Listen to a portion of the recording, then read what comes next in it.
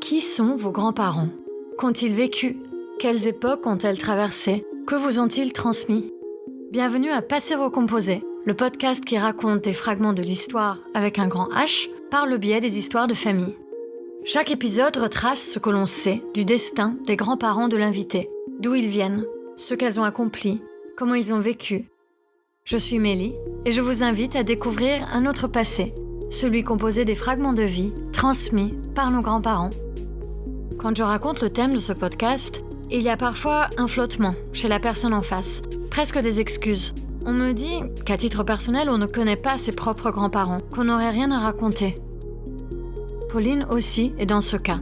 Elle ne connaît pas la plupart de ses grands-parents biologiques. D'ailleurs, elle ne connaît même pas l'identité de son père biologique. Elle partage avec nous sa quête et ses questionnements. Je me rappelle avoir passé beaucoup de moments chez mes grands-parents paternels quand j'étais petite. Et c'est toujours une joie d'être chez mes grands-parents parce qu'il y avait toujours des cousins. Et on est notamment 3 cousins de la même année, plus j'ai une cousine qui a 3 ans de plus que moi, on était hyper proches. Et donc j'ai vraiment grandi dans cet univers-là.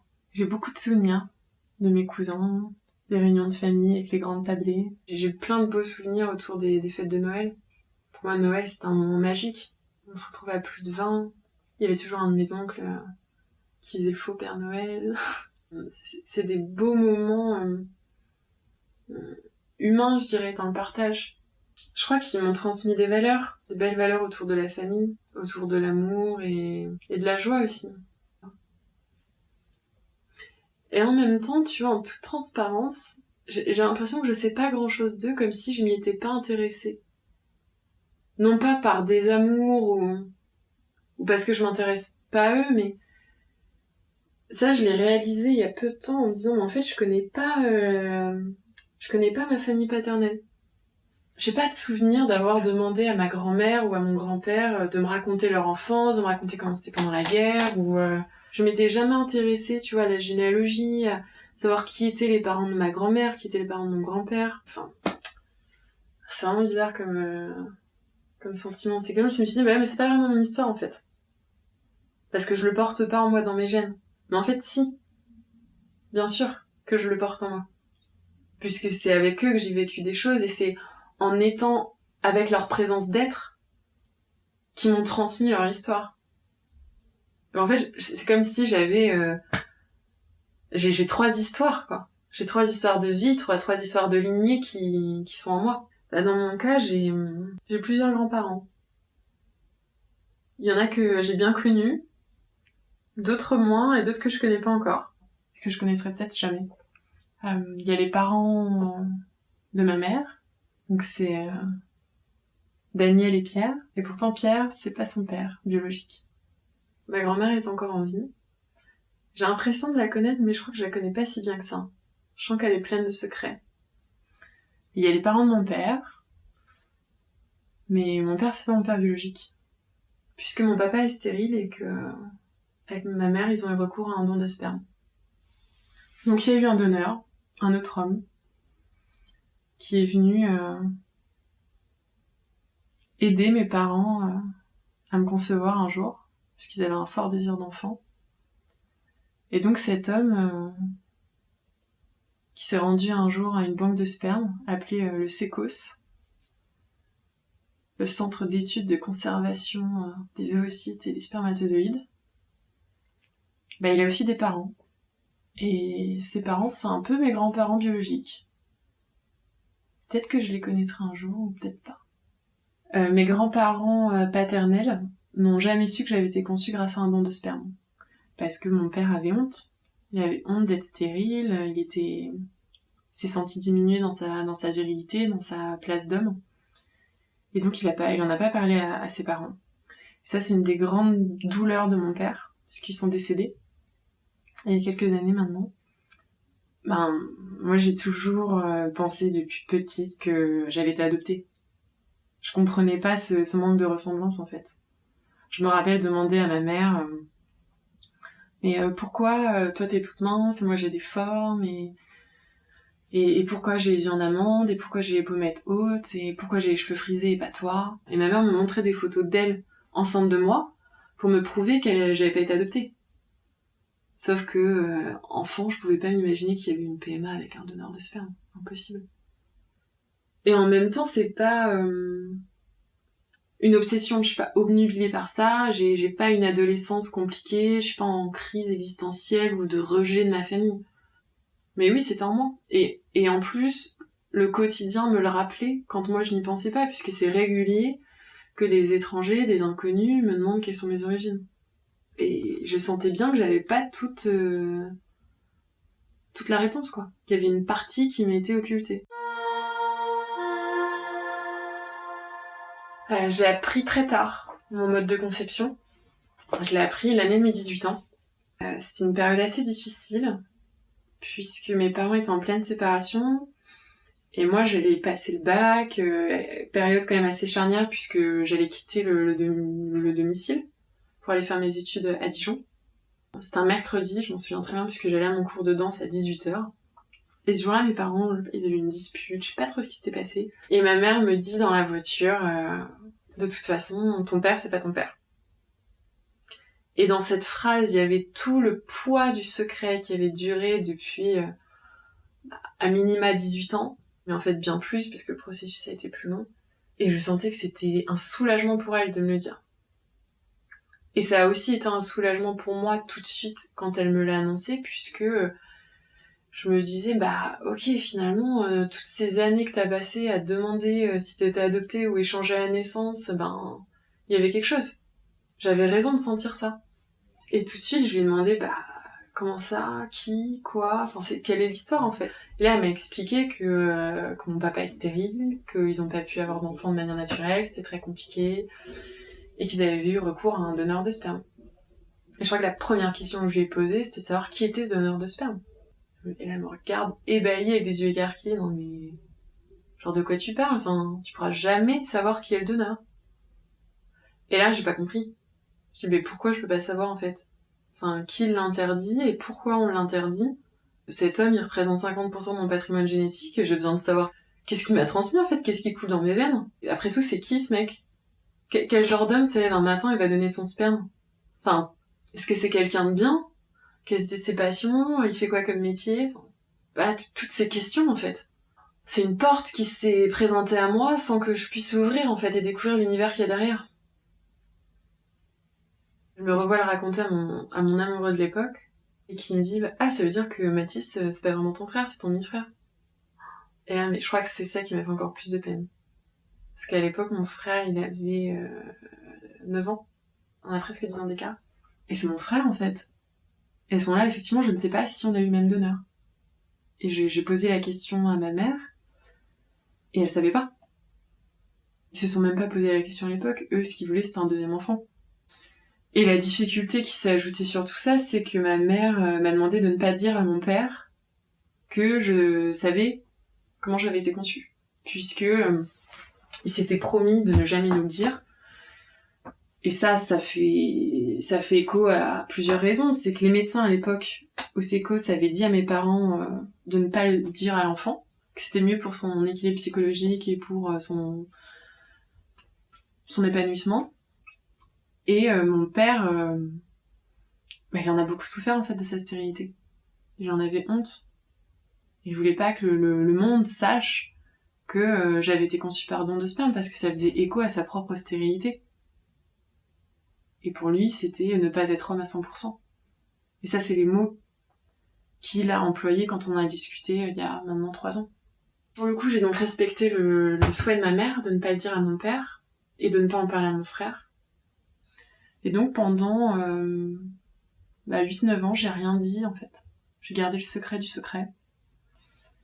Et puis un jour, c'était un été, je raconte mon histoire à une copine. Et elle est ébahie, elle me dit « Mais attends, c'est dingue, combien de temps tu vas encore rester comme ça à pas dire à ton père que tu sais ?» Et là, je me dis « Mais ouais, pourquoi garder ça encore en fait ?» Donc suite à ça, en septembre 2017, j'ai dit à ma mère que j'allais le dire à mon père. Elle a paniqué. Et je lui explique que je veux juste plus de secret en fait, que c'est pas sain. Que là on fait juste tous les deux nourrir nos propres peurs et on communique pas, parce que moi j'avais peur qui soient dans le déni, qui me disent non, c'est pas vrai, ta mère elle t'a menti. Et lui, je sais très bien, hein, comme beaucoup de papas stériles qui le disent pas à leurs enfants, ils ont peur d'être rejetés. Il avait peur que je l'aime plus. Donc, j'ai donné rendez-vous à mon papa. On s'est vu dans un café. Il était à côté de moi, à ma gauche. Et j'ai commencé en lui disant, écoute, j'ai quelque chose d'hyper important à te dire. Et je veux vraiment que tu m'écoutes jusqu'au bout. Et la première chose que je voudrais que tu saches, c'est que je t'aime et que tu seras toujours mon papa, quoi qu'il arrive. Et à partir de là, la conversation était possible, en fait. Parce que je l'ai tout de suite rassuré sur ce qu'il avait besoin d'entendre. Et sur ce que je pensais aussi, parce que, en fait, j'avais jamais dit à mon père que je l'aimais. Parce qu'on n'est pas une famille, finalement, très démonstrative dans les mots. Et cette conversation, elle a été vraiment libératrice.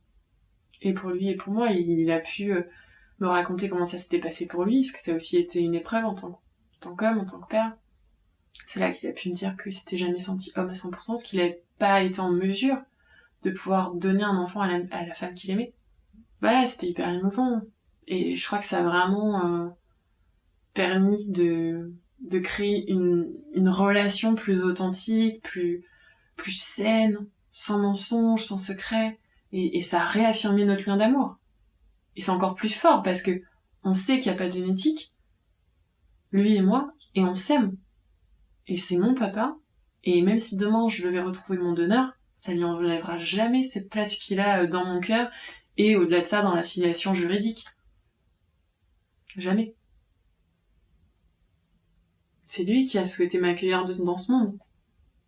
Même s'il a pas mis la petite graine, c'est lui qui m'a transmis ses valeurs, son histoire, qui il est, ce qu'il aime faire dans la vie, qui a tellement désespéré à vouloir me faire monter sur un vélo, qui m'a acheté plein de crayons de couleur, qui m'a acheté des perles, qui m'a emmené à mes cours de danse, qui est fier de moi aujourd'hui pour la femme que je suis, que je deviens. C'est ça en fait qui compte. Et je me rends compte que les gens, depuis quelques mois, avec l'actualité, Manif pour tous, etc. Genre quand je leur dis je suis issue d'un don de sperme, ils disent soit ta mère a fait un enfant toute seule, soit ta mère est lesbienne.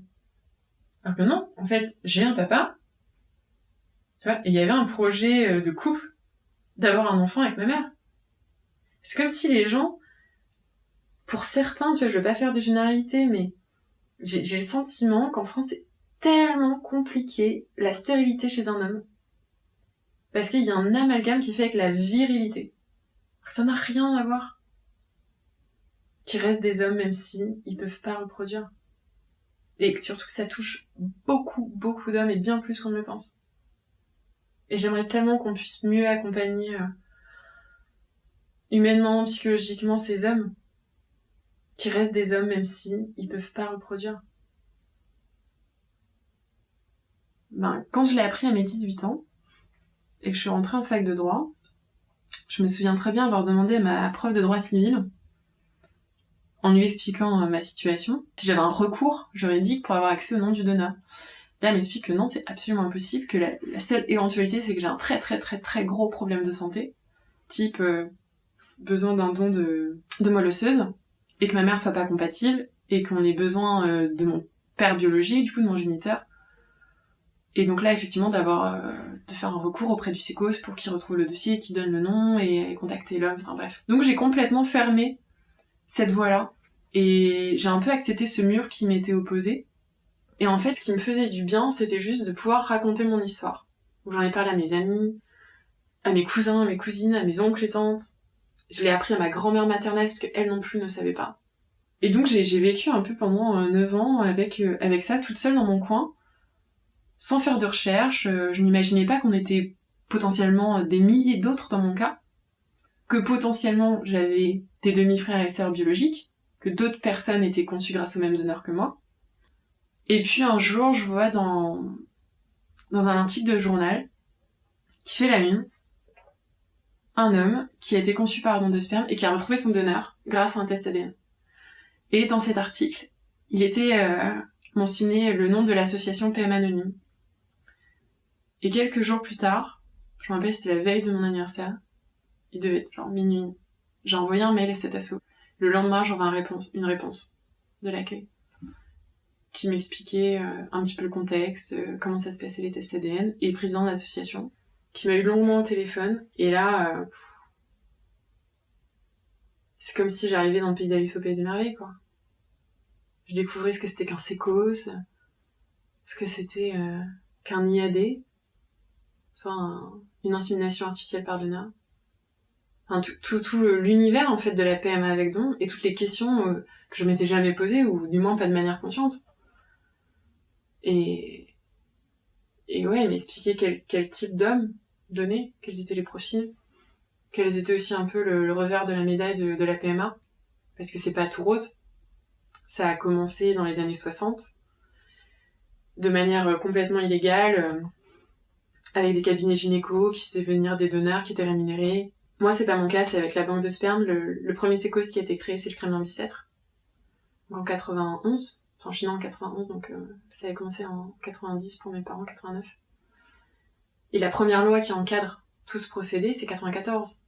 Donc avant 94, chacun se faisait sa propre tambouille interne. Et il n'y avait pas vraiment de fichiers, de régulation, c'est pas régulé. On savait pas combien de fois un donneur avait potentiellement donné. Et les antécédents médicaux, c'était pas vraiment le souci du moment, quoi. Et aujourd'hui, j'ai essayé d'aller au sécos. J'y suis allée. Une première fois toute seule. J'ai demandé mon dossier avec le nom du donneur. Bon, je savais très bien que je pouvais pas, mais je l'ai tenté. Et voilà, les deux responsables ont été vraiment très sympathiques, dans l'accueil, dans la bienveillance. Et elles m'ont dit que c'était pas possible, qu'elles pouvaient pas. C'était hors la loi. Et puis elle m'a dit, si vous voulez vraiment récupérer votre dossier, mais il y aura rien dedans, venez avec votre mère ou avec votre père. Donc je suis retournée avec ma mère. Et c'était un moment très fort. Parce que c'est un moment où, pour la première fois, depuis 10 ans, que je savais, je voyais par écrit que j'avais vraiment été conçue par don de sperme. C'est hyper symbolique. Enfin, de le voir écrit, même si je remettais pas en cause le fait que j'ai été conçue par don, bah, je le voyais écrit. Et c'est un moment où on a beaucoup parlé avec ma mère de nos histoires de famille. De comment finalement on en est arrivé là, en fait. Comment elle-même ne connaissait pas non plus son père biologique, que ma grand-mère avait aussi été abandonnée par son père quand elle avait 2 ans. Et que ça fait 5 générations que c'est comme ça. Quand on allait au sécos avec ma mère, c'était début mai de cette année. Et on a vraiment pris le temps de discuter après, parce que ça nous a remué aussi de replonger dans les souvenirs de la PMA, etc. Ça a vraiment ouvert des portes de discussion sur notre lignée maternelle, notre lignée de femme et la place de l'homme, et est revenu le sujet de son père biologique à elle. Et donc, éventuellement, de pouvoir partir à sa recherche, puisqu'on avait déjà un nom et un prénom. Et c'est à partir de cet été, fin août, j'ai proposé à ma mère de se rendre à Vierzon, donc là où elle avait grandi, pour repartir un peu sur la trace de nos ancêtres, et notamment de celui de son père, biologique. Donc la première étape pour nous dans cette épopée, c'est de se rendre à l'adresse, au domicile du potentiel père biologique de ma mère. Et sur internet, j'avais trouvé la rue du domicile de cet homme, mais il n'y avait pas le numéro de la rue. Donc je commence à faire toutes les boîtes aux lettres. Je ne trouve pas le numéro. Et au fond de la rue, il y a le facteur. Donc on m'a dit, va voir le facteur, il a les noms de tout le monde dans la rue. Donc je vais voir le facteur, grand sourire, je lui demande juste s'il connaît un roller dans la rue. Il me dit, bah oui, bien sûr, vous voulez son adresse? Bah oui, je voudrais le numéro. Et il me donne le numéro de la rue. Et en fait, on était passé juste à côté, c'était la première maison dans la rue. Et donc on y va, on sonne, ça répond pas. On attend un petit peu, ça répond pas. On se dit, ok, c'est pas grave, on va continuer notre épopée et on reviendra en fin de journée. Donc on continue à passer par les petits villages, que c'est à côté de Vierzon. Et là, ma mère nous partage plein de souvenirs, en fait, avec des lieux. Elle nous explique que là, c'est l'ancienne colonie de vacances où mon père s'est rendu quand il était enfant, qu'il l'a traumatisé, et c'est pour ça qu'il a jamais voulu que nous, on aille en colonie de vacances, alors que moi, j'en rêvais. Elle nous montre l'ancien terrain où cultivaient les légumes mes grands-parents paternels. Parce que tout le monde est de là-bas, en fait. Et elle nous emmène devant la maison où elle est née, puisque ma grand-mère avait accouché au domicile à l'époque. Et c'est aussi la maison où ma grand-mère est née. C'est hyper émouvant d'avoir une image là où ma mère avait grandi, où elle était née, où ma grand-mère aussi. Et elle nous a montré le chemin qu'elle prenait pour aller à l'école. Et après, elle nous a expliqué que quand elle avait 2 ans, ma grand-mère l'avait abandonnée à sa propre mère et à sa grand-mère. Donc en fait, pour être clair, il y a moi, Carole, ma mère, Daniel, ma grand-mère, Claire, mon arrière-grand-mère, et Germaine, mon arrière-arrière-grand-mère. Et donc ma mère, Carole, a été élevée par sa grand-mère à elle, Claire, et son arrière-grand-mère, Germaine, jusqu'à ses 8 ans. Et elle m'a expliqué, de manière complètement innocente, elle m'avait dit comme ça, là tu vois, il y avait qu'une chambre, et Claire et Germaine, elles dormaient toutes les deux ensemble dans le même lit, et moi je dormais dans le salon. Je dis, comment ça, Claire et Germaine dormaient dans le même lit? Je dis, bah oui, il n'y avait pas d'hommes. Ah, c'est intéressant. Mais où sont les hommes? Et en fait, c'est comme ça que je suis remontée jusqu'à 5 générations où il y a eu un géniteur, un mari, mais en tous les cas, l'homme n'a jamais pris la place de père dans la famille. Et c'est une famille du coup hyper matriarcale, avec des comportements de femmes toutes puissantes. L'avant-dernière étape, c'est qu'on va rencontrer la demi-sœur de ma grand-mère, qui est en fait la tante de ma mère, mais elles n'ont pas eu non plus le même père, puisque il y a aussi eu un autre abandon. Et là, ma grande-tante, c'est le trésor découvert. Elle a une boîte avec plein de photos d'elles quand elles sont petites, avec toutes les femmes. En fait, il n'y a jamais d'hommes dans les photos, toutes les femmes qui vivent ensemble. C'est là qu'elle nous donne plein d'infos. Moi, je prends plein de notes, j'essaye de reconstruire l'arbre généalogique. Et donc, comme ça, j'ai pu découvrir le nom des hommes oubliés de ma famille maternelle, qui sont du coup inexistants, mais qui sont soit morts à la guerre, soit morts quand ils sont revenus, soit éjectés du foyer familial, puisque la grand-mère, elle a divorcé en 1950. Alors aujourd'hui, j'ai pu remonter jusqu'à 1, 2, 3, 4, 5, jusqu'à 6 générations, avec les noms et les prénoms. Donc la première, c'est Sylvine. Elle est née en 1855. Elle a eu Germaine, qui est née en 1887.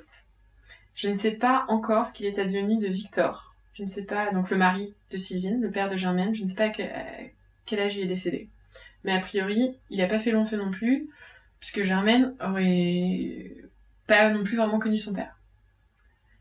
Ensuite, Germaine a épousé Jules. Lui, il est né en 1885 et il a fait la Première Guerre mondiale. Et en revenant, il travaillait dans le charbon et il est mort à cause d'un cancer. Donc Jules et Germaine, ils se sont mariés en 1909 et ils ont eu comme fille Claire, qui est née en 1913. Et Claire, elle a eu un premier amoureux qui était polonais, avec qui elle a eu une première fille qui s'appelle Liliane. Alors, j'ai pas la date de naissance, mais dans les années 1930. Et donc cet homme, il devait rentrer en Pologne pour récupérer ses papiers, et il est jamais revenu.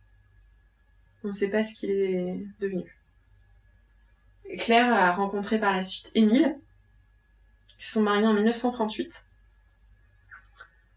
Et ils ont eu ma grand-mère, Danielle, en 1940. Et 10 ans plus tard, Émile et Claire divorcés. Et ma grand-mère m'expliquait qu'à partir de l'âge de ses 2 ans, elle a plus vu son père. Et puis Danielle, donc née en 1940, quand elle a à peine 18 ans, elle tombe amoureuse d'un jeune homme.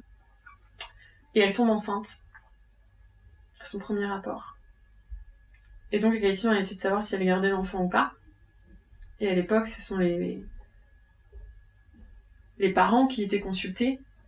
Et Liliane, donc la sœur de Daniel, la demi-sœur de Daniel, nous racontait que elle s'était présentée avec les grands-mères, puisque c'est les grands-mères qui géraient, il n'y avait pas d'hommes, auprès des parents de Roland en disant bah voilà, ils se marient, ils gardent l'enfant et c'est ok, ils sont amoureux. Et les parents de Roland se sont opposés. Et donc ma grand-mère, Danielle, n'a plus jamais revu Roland et elle a gardé l'enfant. qui est ma mère. Et donc ma mère est née en 1961. Et 2 ans après, ma grand-mère rencontre le grand-père que moi j'ai connu, Pierre. Et Pierre, il travaillait comme banquier à Paris. Il a proposé à ma grand-mère de la rejoindre à Paris, de se marier. Sauf qu'il vivait dans un studio et il n'y avait pas la place pour accueillir ma mère. Donc ma grand-mère a laissé ma mère à sa propre mère et à sa grand-mère à elle. Et quand ma mère a eu 7-8 ans, ils ont décidé de la récupérer et donc Pierre a reconnu comme sa fille ma mère. Et ensuite ma mère, très tôt en fait, elle a rencontré mon papa et ils se sont mariés dans les années 80. Et son père, elle a jamais cherché à le connaître, elle. Et un jour, je lui ai dit, c'était il y a pas longtemps, hein. Je lui ai dit, mais c'est quand même dingue. Moi, je connais pas mon père biologique. Je peux pas le connaître parce que l'État m'en empêche. J'ai envie de savoir, toi, t'as son nom, son prénom, et tu veux pas savoir qui, tu veux pas le rencontrer, tu veux, je sais pas, tu te poses pas des questions, ça te travaille pas. Non.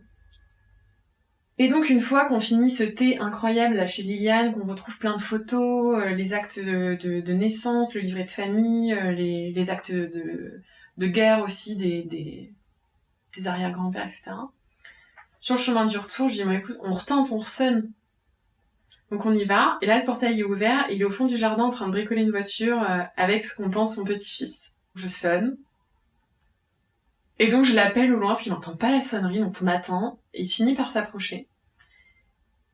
Et franchement, c'est pas évident. Parce que le but, c'est quand même que si c'est lui, qu'il avoue que c'est lui.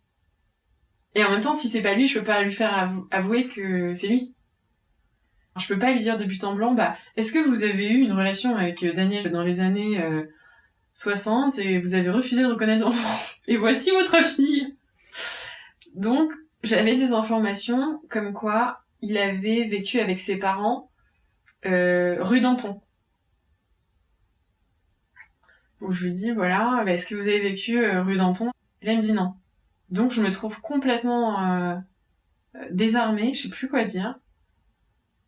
Et je me dis, soit il ment, soit c'est vrai, et du coup, je vais pas le harceler, il est déjà bien gentil de nous répondre à nos questions.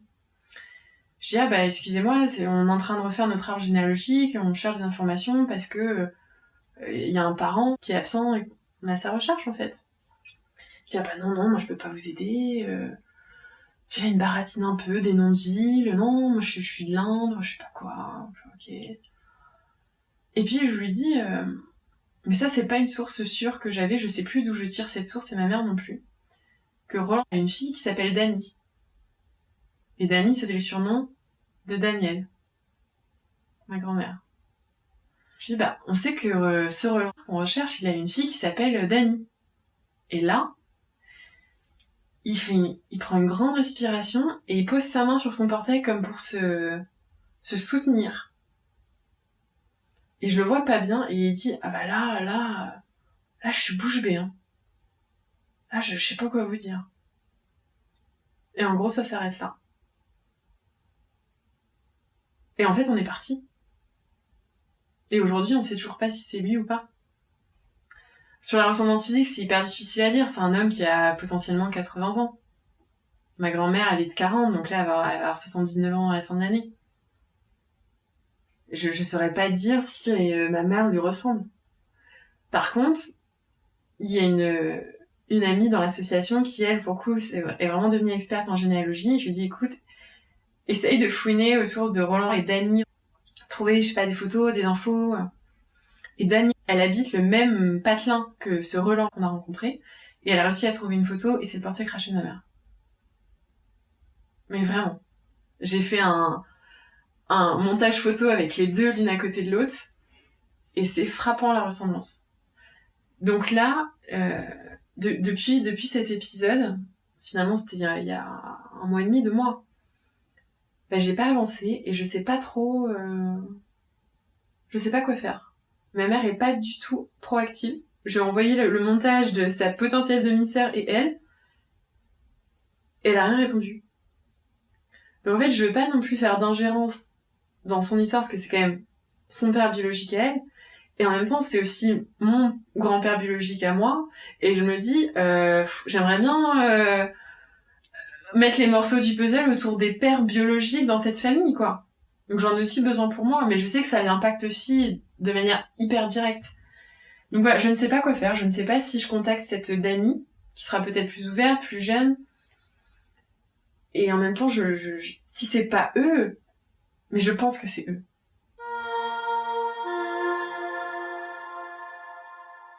Aujourd'hui, la seule option qui s'offre à moi, puisque je ne peux pas passer par le sécos, pour retrouver l'identité de mon donneur et donc toute ma lignée côté paternel biologique, c'est de passer par un test ADN. La difficulté, c'est qu'aujourd'hui, c'est illégal en France de réaliser un test ADN. Donc clairement, c'est quand même pas l'idéal pour renouer avec mon héritage génétique. D'enfreindre la loi, c'est quand même pas ce qui me fait le plus plaisir. Mais j'ai pas le choix. Donc j'ai fait des tests ADN en 2018, l'an dernier. J'en ai fait 3, les 3 bases de données qui existent à l'étranger et qui livrent en France. J'attendais beaucoup de choses de ces tests et en même temps pas. En même temps, je me dis, bah voilà, ce qui doit arriver comme résultat arrivera. Et ça m'a appris 2 choses, ces tests ADN. C'est mes origines ethniques, qui sont toutefois à prendre vraiment avec des pincettes, puisque c'est pas fiable à 100%. En fait, chaque laboratoire a un algorithme particulier pour chaque peuple, chaque ethnie. Et après, c'est en fonction des personnes qui sont sur cette base de données propres qui vont alimenter la base et donc faire varier l'appartenance à une ethnie. Et donc moi, pour le coup, je m'attendais à quelque chose de vraiment très exotique, vu tout ce que pouvait me dire mon entourage ou des inconnus. Je m'attendais à trouver les îles ou l'Asie. Et en fait, non, pas du tout, j'étais presque un peu déçue. Puisque le premier test ADN m'a renseigné que j'avais presque 25% d'origine scandinave. Donc ça, c'est assez énorme. Et en faisant des recherches, il s'avère qu'il y a un peuple qui vient de Mongolie et qui, depuis des siècles, a migré dans le nord de la Scandinavie, c'est le peuple sami. Donc ça, c'est une possibilité qui pourrait expliquer mes yeux en amande et les traits plutôt asiatiques, les pommettes hautes. Et en même temps, c'est pas satisfaisant.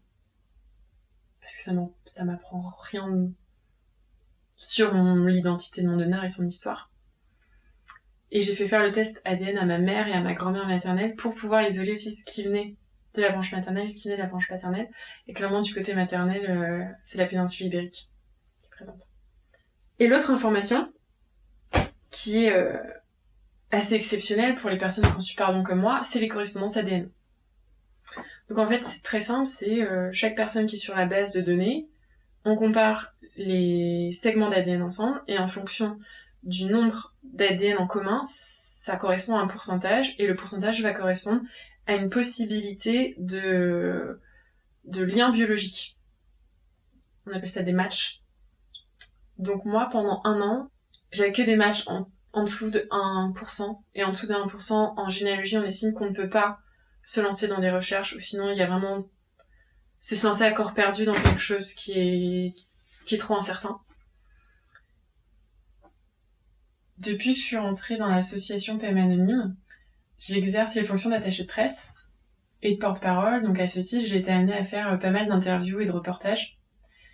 J'ai notamment fait un reportage pour un journal, c'était en octobre 2018, et quelques jours après sa diffusion, j'ai reçu un mail, et c'était le mail d'un homme qui m'expliquait qu'il avait été frappé par ma ressemblance avec sa mère dans ce reportage, et qu'il s'est souvenu qu'il avait donné son sperme dans les années 90. Et donc que potentiellement, il pouvait être mon donneur. Et à partir de là, on a commencé à avoir une relation épistolaire, où on a appris à se connaître. Il m'a envoyé une photo de sa maman, et là j'ai joué au jeu des ressemblances, je montrais à plein de gens pour savoir si effectivement on ressemblait. Oui, je ressemblais beaucoup à sa maman. Plus on se racontait nos histoires de vie, et plus on se racontait qui on était, et on partageait des choses, et on rigolait, et on avait des conversations interminables, et plus on se disait que bah oui, c'est lui. Et je crois qu'on en avait envie quelque part. Parce qu'on s'entendait hyper bien. Et très vite, il a accepté de faire le test ADN, puisqu'il a compris que c'était la seule possibilité qu'on avait pour savoir.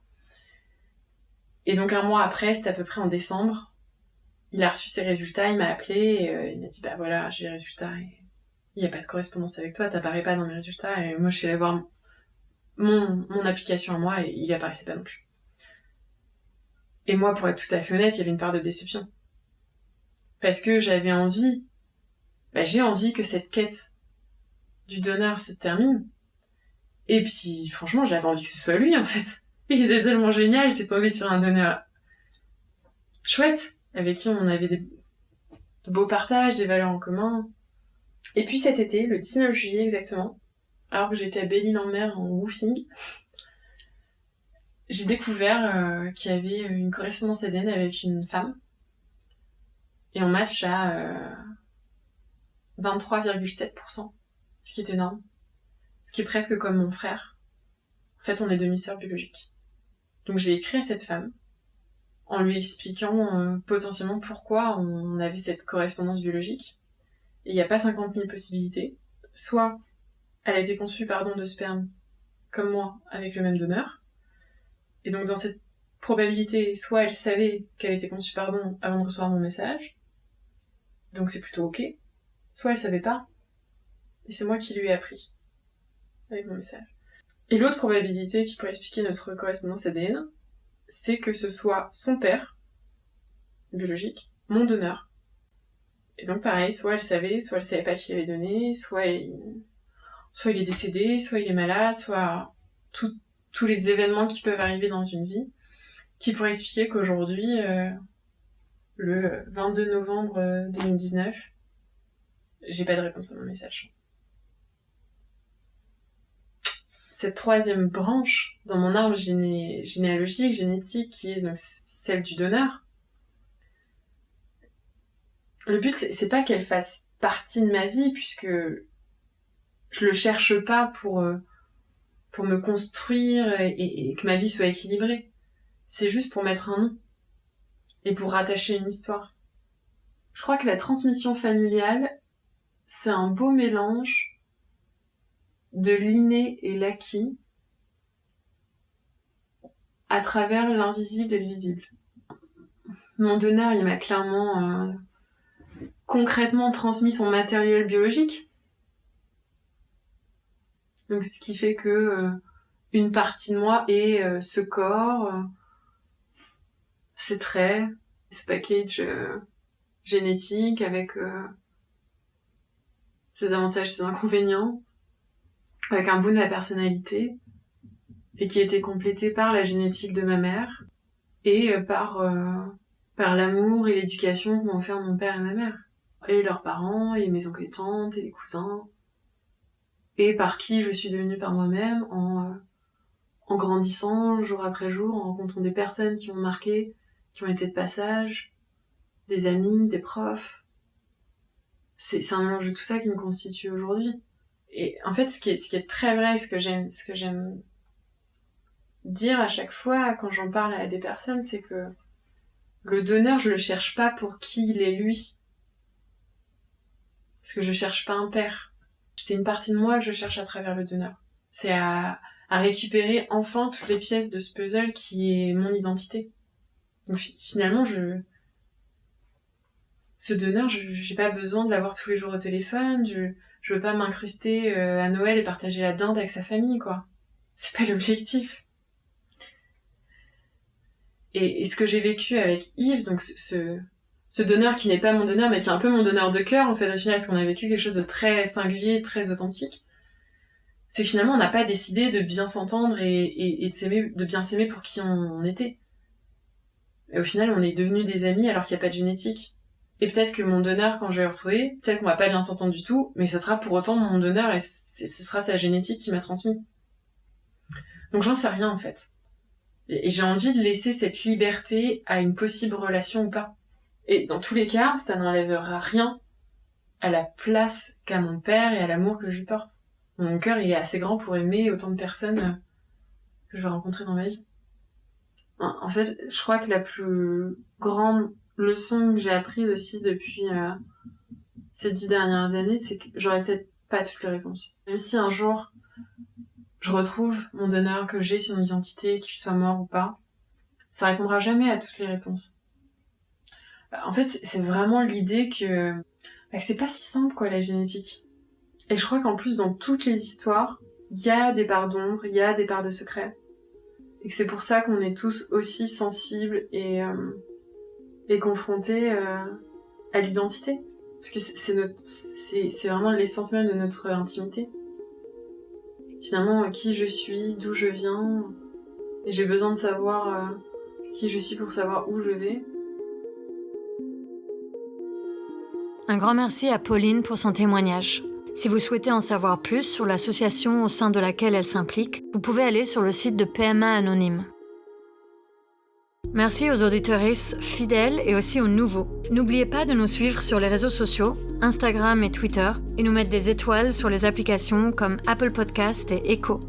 Merci également à nos mécènes. D'ailleurs, en plus de la page Arezzo, on a maintenant un tout nouveau Tipeee, dont Bénédicte a été la première contributrice. Merci à elle. Enfin et surtout, merci à Laura pour le montage. D'ailleurs, Laura fait un podcast sur le désir et le non-désir d'enfants. Ça s'appelle Môme et on adore. Merci pour votre écoute et à bientôt.